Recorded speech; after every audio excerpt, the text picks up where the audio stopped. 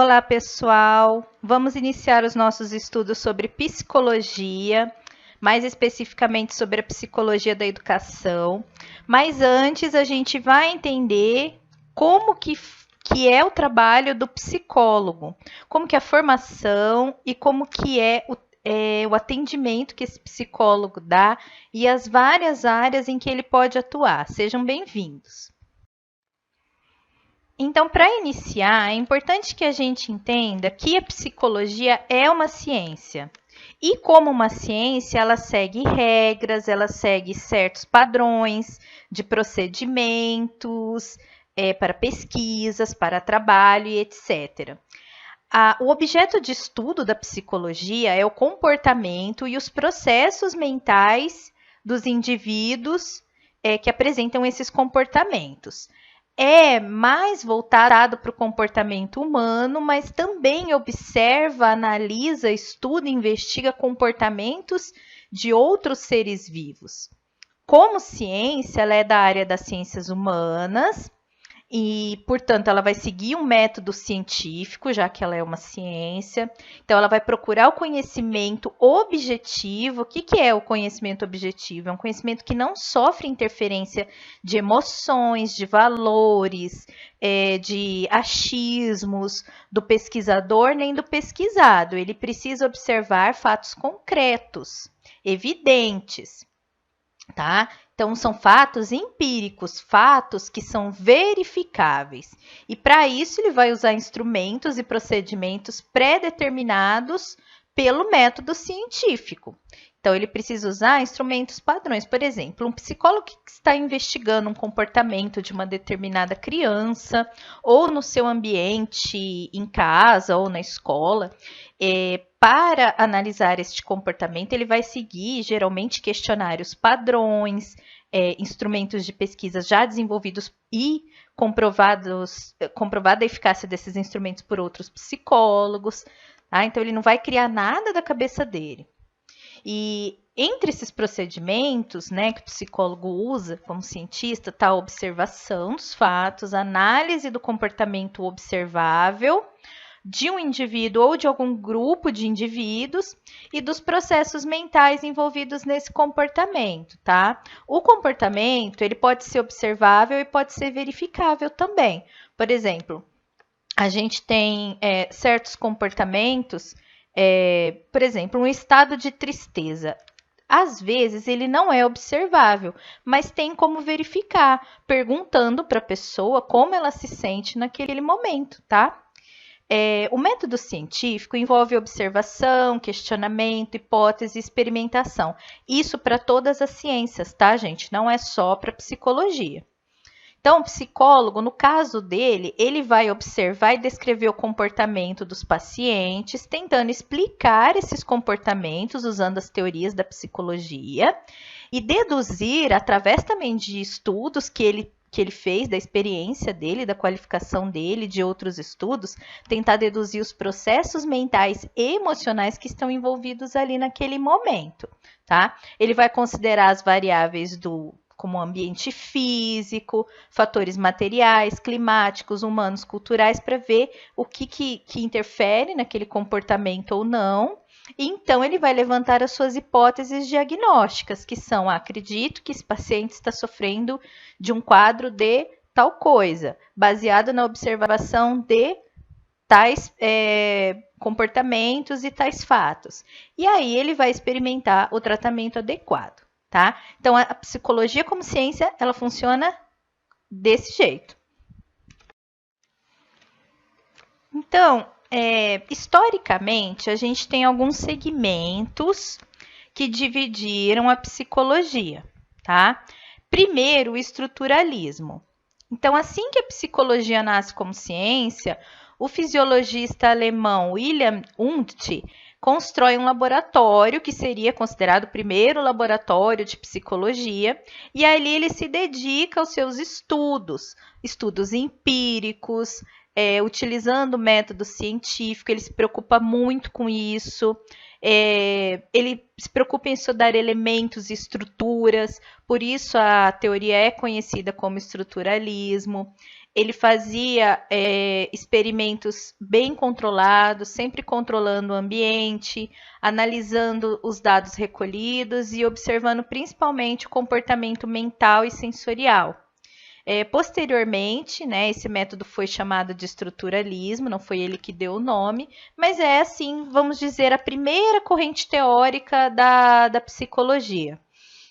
Em seguida, nasce o funcionalismo justamente para seguir outro caminho, que não o do estruturalismo, e esse funcionalismo critica muito o estruturalismo, dizendo que só descrevia alguns elementos, conteúdos e estruturas, e não via o global, não via a mente humana funcionando em toda a sua complexidade, né? Que a mente é muito complexa, que ela interagia constantemente com o meio ambiente. Então, por exemplo, o Undit, ele fazia experimentos num ambiente controlado. Não dá para estudar a mente assim. A mente está envolvida com vários ambientes, né? Ela é extremamente funcional. Nossa mente se adapta a esses ambientes, se adapta às nossas experiências físicas, tem influência de vontade, de desejo, de valores, de experiência social. Então, às vezes, em um ambiente eu estou bem e no outro dia, no mesmo ambiente, eu não estou. Então, aí o funcionalismo vai sair um pouco dessa coisa um pouco fria, um pouco objetiva demais do estruturalismo, né? E para contestar ainda o funcionalismo vem a Gestalt, que vai trabalhar mais o aspecto sensorial, ou seja, a nossa percepção do mundo e das pessoas. Gestalt significa configuração, significa a forma, né? Então, o foco vai ser o funcionamento da mente, né, como um todo, e vai focar mais na forma como as pessoas absorvem as coisas do meio e como o cérebro age diante dessa absorção. Eu explico aqui, gente, de uma maneira muito resumida, de uma maneira simplista até demais, porque a gente não consegue se aprofundar em todas as correntes teóricas da psicologia, e o foco aqui no nosso estudo é a psicologia da educação, tá? É a psicologia aplicada à educação, que já tem muitas correntes teóricas, então a gente precisa passar um pouco assim, rapidamente, superficialmente, por essas outras teorias, mas quem quiser se aprofundar mais pode estudar, tem bastante informação a respeito dessas teorias todas que eu vou citar aqui. Bom, as abordagens da psicologia mais recentes, tem três aqui muito importantes, que são, em primeiro lugar, a psicanálise, que a gente vai ver melhor no próximo capítulo. Ela foi desenvolvida a partir dos estudos do Sigmund Freud, um médico austríaco, e se baseia no estudo do inconsciente. A gente vai estudar tudo isso, tá? O que é inconsciente, como que foi o trabalho do Freud. Basicamente, relacionado a esse inconsciente estão as nossas pulsões, a pulsão de vida, de Eros, e a pulsão de morte, de Thanatos, as repressões à sexualidade, os traumas e os comportamentos ditados pelo aparelho psíquico, né, o segundo aparelho psíquico, que é o id, o ego e o superego. Não se preocupem, eu vou explicar isso tudo aqui, esses conceitos todos, no próximo capítulo. O behaviorismo, que é a psicologia comportamental, que vai estudar as reações biológicas e as ações relacionadas aos estímulos e aos reforços do meio, sendo que esse processo é considerado o mais básico da nossa aprendizagem, é o mais biológico, é o mais instintivo, tanto que muitos outros seres vivos vão apresentar esse tipo de aprendizagem. A gente vai estudar também a psicologia comportamental mais à frente nas nossas teorias de aprendizagem, tá? E aí o humanismo, que é uma perspectiva teórica que se concentra no estudo das realizações e emoções humanas, promovendo bem-estar e equilíbrio emocional. Essa corrente é mais recente e ela é mais aplicada, né? Então, assim, atualmente a gente tem muito problema com saúde mental das pessoas, pessoas com depressão, pessoas com ansiedade, pessoas assim, doentes mesmo, né? A humanidade está adoecendo mentalmente. E essa corrente tem ganhado bastante força para ver se consegue aí um bem-estar, um equilíbrio, uma qualidade de vida para essas pessoas. Então, aqui a gente tem as abordagens psicoterapêuticas, que são aquelas mais usadas nos consultórios, na clínica mesmo, pelo psicólogo. Não significa que elas não tenham estudos, pesquisas teóricas por trás, tem, mas a gente vê mais na clínica do psicólogo do que na sala de aula propriamente dita. Então, a gente tem a psicologia médico-biológica, que, assim, atualmente é muito comum que o tratamento da saúde mental seja feito por uma equipe multidisciplinar. Então, a gente tem geralmente um médico, psiquiatra ou um neuro em conjunto com o psicólogo. E o psicólogo que trabalha em conjunto com essa parte do neuro, né, do psiquiatra, assim, ele vai se colocar diante dessa teoria que é a médico-biológica. Vai estudar e tratar as doenças de acordo com essa perspectiva. Então, ele é um psicólogo que está mais aprofundado, mais especializado, né, nessas questões neurológicas e biológicas para trabalhar justamente em parceria com os profissionais da saúde. A gente tem a psicodinâmica, que é derivada da psicanálise. Ela vai estudar a observação do comportamento humano, né? Mas vai estudar as pulsões de vida e de morte, que eu já disse que eu vou explicar melhor, e também a tensão que existe entre os impulsos do id e as orientações do superego. Eu vou falar rapidinho aqui, porque como eu já disse, eu vou me aprofundar mais na próxima aula sobre isso, né? Mas o que acontece? O id seria uma parte da nossa mente que funciona na base do impulso, né? Então, se alguém te provoca, te fere, o seu impulso é revidar. O superego seria a nossa consciência um pouco mais fundamentada na razão. Ele vai falar, não, calma, respira, se controla, analisa a situação. E a nossa mente vive tentando equilibrar o id e o superego através do ego.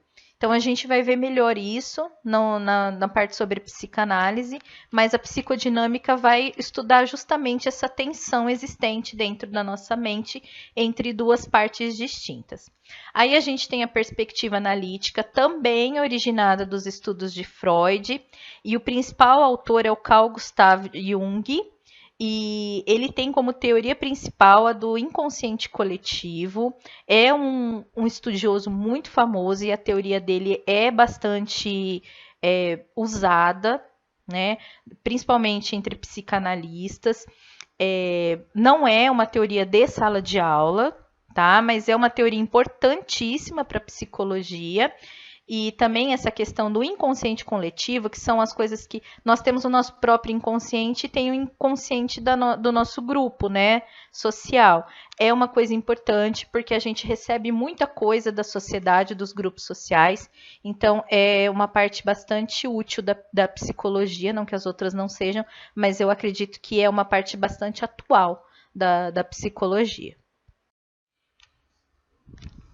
Aí nós temos teorias, né, abordagens que são mais úteis para a educação, tem maior aplicabilidade na educação, que é o caso, por exemplo, da perspectiva histórico-social, que tem como principal autor o psicólogo russo Lev Vygotsky, mas que também tem estudos importantes dos companheiros dele de estudo, o Luria e o Leontiev. A gente vai falar mais sobre Vygotsky mais à frente, né, nos nossos estudos. Tem o evolucionismo, que é ensinado na parte de biologia na escola, que tem uma abordagem que se apoia tanto nas ciências sociais como nas ciências naturais, usando a teoria da seleção natural de Charles Darwin, para investigar aspectos psicológicos que são frutos da evolução. Quer dizer, a mente humana ela não é a mesma há milhões e milhões de anos. Ela vem evoluindo, o nosso cérebro vem evoluindo. Eu acho que uma constatação recente do evolucionismo é a mente das crianças dos últimos 20 ou 30 anos.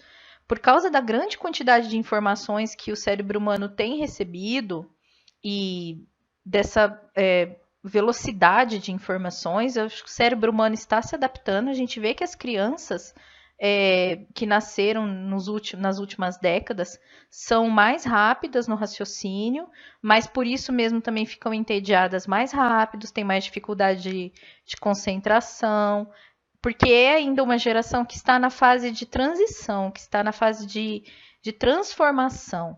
Né? Então, a gente que trabalha com criança observa muito isso, a diferença de raciocínio de uma pessoa da minha idade, por exemplo, 40 anos, para uma criança de 5, 10 anos, o raciocínio deles é completamente diferente, já é uma adaptação da evolução isso, né? Está se adaptando ao meio, e daí vem a teoria da seleção natural. Quem não se adapta não sobrevive, né? E aí, por fim, a gente tem a psicologia cognitiva, importantíssima também, estuda processos, estruturas mentais envolvidos no comportamento. A gente vai ver muito de cognitivismo na obra de Jean Piaget, e são teorias que têm bastante aplicabilidade na sala de aula.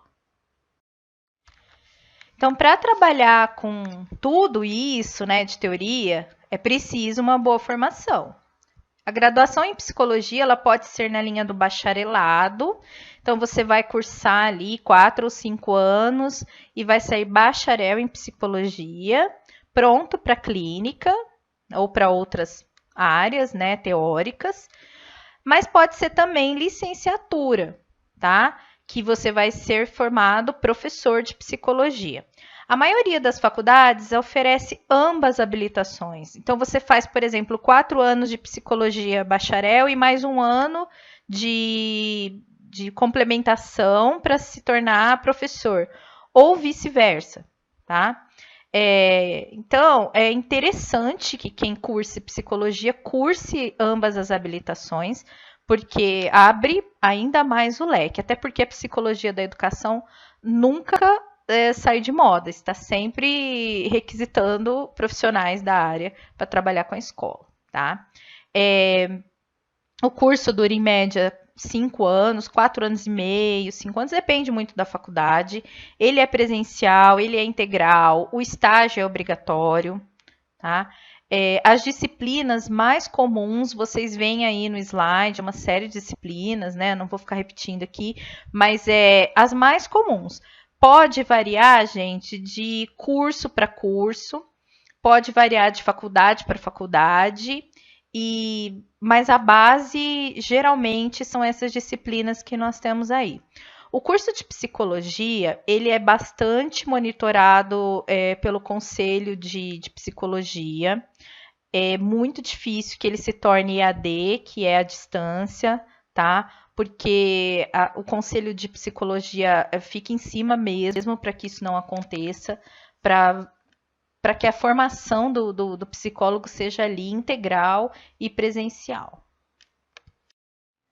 Então, quando o psicólogo se gradua, né, se forma, ele pode trabalhar em muitas áreas. É uma profissão que tem um leque de atuação muito grande, muito amplo. Pode trabalhar além das clínicas e consultórios que o psicólogo pode abrir, ele pode trabalhar em escolas, ele pode trabalhar em hospitais, em empresas, em asilos, em clínicas de saúde mental, de reabilitação, pode trabalhar na área forense.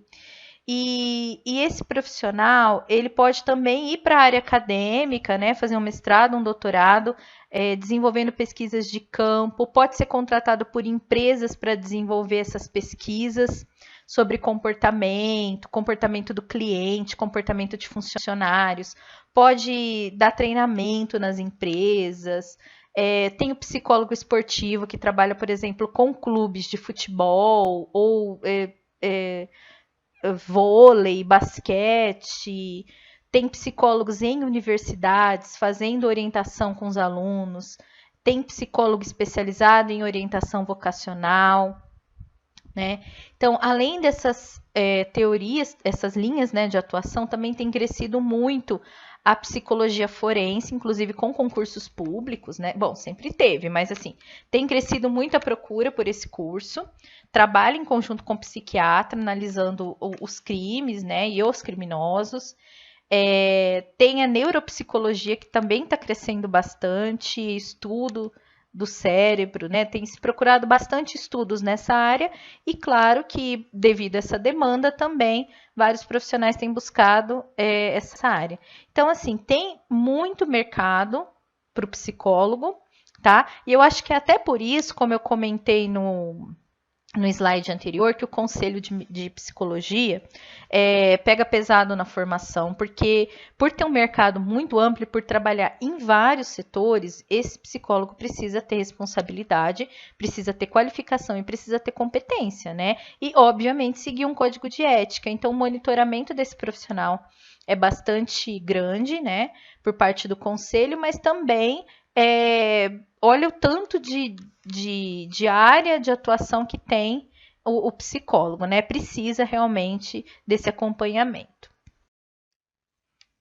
Bom, pessoal, para finalizar essa primeira aula sobre psicologia e o trabalho do psicólogo, eu não posso deixar de falar para vocês sobre uma psicóloga americana. Agora ela é americana, né? Mas na verdade ela de nascimento, ela é húngara, que teve uma vida assim que me impressionou muito como pessoa e como profissional, como ela transformou um sofrimento indescritível em um método para curar pessoas. Então, eu acho que ela é um dos grandes exemplos da profissão da psicologia. O nome dela é doutora Edith Eva Eger. Ela nasceu no que seria atualmente a Hungria. O lugar onde ela nasceu passou por diversos países, assim, né? Cada hora um tomava posse ali do lugar, mas hoje atualmente seria a Hungria. Ela era bailarina, era uma menina muito esperta, muito inteligente, morava num apartamentinho lá com o pai dela, com a mãe dela. O pai dela era alfaiate. Ela tinha mais duas irmãs. Ela era ginasta também e ela começa a sofrer o preconceito ainda muito cedo por ser judia. Ela é desqualificada da equipe nacional de ginástica por ser judia. Eu preciso dizer que eu vi isso nesse livro aqui que tem na imagem, tá? A Bailarina de Auschwitz. E ela conta toda a sua história, inclusive como se transformou em psicóloga, e também fala de casos que atendeu e como ela aplica o método dela, tá? Então o livro é bem completo. O livro ele é triste por um lado, porque os episódios, alguns episódios da vida dela foram assim para destroçar a gente, mas eu achei que no final se torna um livro alegre porque a gente enxerga como o ser humano tem capacidade de se curar e de curar os outros, tá? Então, continuando a biografia dela, com 16 anos, ela foi enviada ao campo de concentração nazista de Auschwitz, na Áustria, que é um dos mais famosos. Para quem não sabe da história, o Hitler assumiu o poder na Alemanha na década de 1930 e ele começou uma cruzada contra judeus, ciganos, homossexuais, mas principalmente judeus, e ele começou a criar campos de concentração de trabalhos forçados para esses prisioneiros judeus. E para lá, gente, ia criança, ia idosos, iam mulheres, iam todo mundo, a família toda. Os que não estavam aptos para trabalhar começaram a ser exterminados e Auschwitz ficou conhecido como grande campo de extermínio. Tá? A maioria das pessoas que iam para lá iam para morrer. Ele construiu câmaras de gás, onde ele matava as pessoas asfixiadas. Ele não, né? Os soldados dele. E depois eram enviadas para grandes crematórios, né? E a Edith descreve isso no livro, que a fumaça saía dia e noite. E para ela era uma coisa muito triste, porque assim que eles chegaram no campo de concentração, os pais dela foram separados dela e da irmã dela. Uma das irmãs dela não estava na casa, estava estudando fora, conseguiu se livrar, né, dessa prisão. Mas ela, o pai, a mãe e a irmã foram mandados para Auschwitz. Ela tinha 16 anos. Os pais foram imediatamente separados na fila e foram para as câmaras de gás. E ela viu as chaminés soltando fumaça e uma das soldadas ali falou para ela: seus pais estão indo para lá, né? Eles vão ser mortos. E aquilo virou um trauma muito grande, né, na vida dela. Ela foi mandada para a parte feminina de trabalhos forçados, que ficava em Birkenau. Vocês têm aí uma imagem, né, de como essas mulheres dormiam ali todas aglomeradas em grandes balcões, né? Auschwitz era muito grande. Tanto que se vocês procuram imagens de Auschwitz na internet, vocês vão ver que era um galpão atrás do outro. Eram muitos galpões. E ela foi mandada ali ela trabalhou com fome, com frio, e eu acredito que o fato dela ser uma ginasta, uma bailarina, deu bastante força para ela, mas no final, no fim da guerra, já em 1945, ela já estava bastante debilitada, não pesava mais do que 30 quilos, foi encontrada semi-morta numa pilha de cadáveres, assim, por uma sorte muito grande, por um soldado americano. Ainda passou por muitos traumas, mas ela sobreviveu, ela se casou, ela teve filhos, ela migrou para a América. Lá ela se formou psicóloga depois de um tempo, já ela tinha uns 40 anos quando ela voltou a estudar. Ela se tornou mestre e doutora e ela desenvolveu um método de tratamento para pessoas extremamente traumatizadas como ela, para se curarem de suas feridas. E o livro ajuda muito. O próprio livro ajuda muito, sabe? Então, assim, o trabalho dela como psicóloga é uma coisa espetacular. E ela fala que a própria motivação para viver é a própria vida, sabe? Aí vocês têm uma imagem da entrada de Auschwitz, mas assim, a entrada, gente, não é nada, tá? Eu separei aqui um link, Os Horrores de Auschwitz. Em Auschwitz ficava aqui um médico famoso chamado Josef Mengele. Ele fazia experiências terríveis com seres humanos. Eu não tenho coragem de colocar aqui as fotos. E a Edith quase foi vítima dessas experiências, tá? Ela chegou a dançar para o Mengele. E eu acho que ele não fez nada com ela justamente porque ele gostou dela como bailarina, tá? Mas ele era extremamente cruel, fazia experiências genéticas terríveis, que não cabe citar aqui, e dizem que terminou a vida dele no Brasil porque ele nunca foi preso e nunca foi julgado, não pelos homens, pelo menos. Então aqui tem um link, Os Horrores de Auschwitz, para quem quiser se informar um pouco mais. Eu acredito que é válido esse conhecimento para que a gente... O Adorno, que é um filósofo alemão muito famoso, dizia que toda a educação deve trabalhar nas próximas décadas, né, para que Auschwitz não se repita. E é verdade. O horror que foi feito e vivido em Auschwitz não deve se repetir e nós, educadores, devemos lutar contra isso o tempo todo. Então, quem quiser saber mais tem esse link. Na internet tem mais sobre a história de Auschwitz. Como eu disse, eu não tenho coragem. Essa aqui foi a foto mais leve que eu consegui para colocar aqui, para mostrar um pouquinho sobre como era a vida no campo. Mas, realmente, no próprio livro, a Edith, ela... descreve alguns trechos assim que acabam mesmo com a gente, porque a gente pensa como ser humano tem coragem de fazer isso com outro ser humano. Mas ao mesmo tempo a gente pensa também que é nosso dever lutar contra esse tipo de atrocidade. Então vale a pena ler o livro e ela é um grande exemplo de psicóloga que eu deixo aqui para vocês. Gostaria de assistir às outras aulas desse curso gratuito? Clique no link abaixo e faça sua matrícula. Ou acesse www.fbvcursos.com.